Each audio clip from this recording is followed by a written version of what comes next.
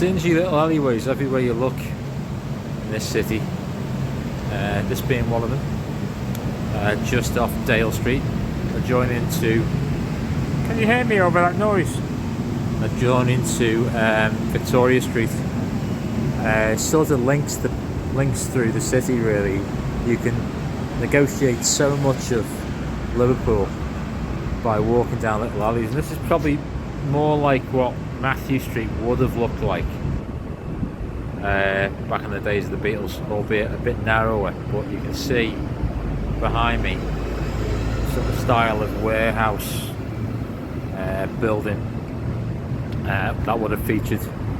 The clubs only really started occupying these buildings in the 40s and 50s.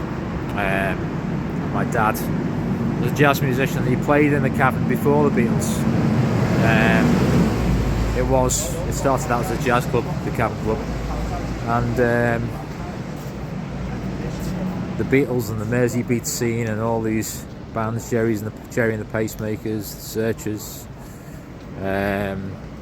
they all appeared as teenagers, really, in a lunchtime scene, just to kind of fill a gap and bring a bit of money in over lunchtime. My dad, Don Maxwell, famously, excuse me, you dropped a load of cards.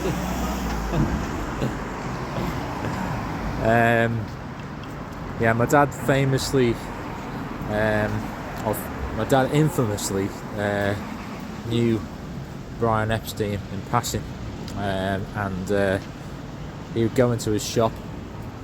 He was a musician. He sort of hung around Rushworth's. Epstein's shop was Nems, was quite close to it, and that was a record store.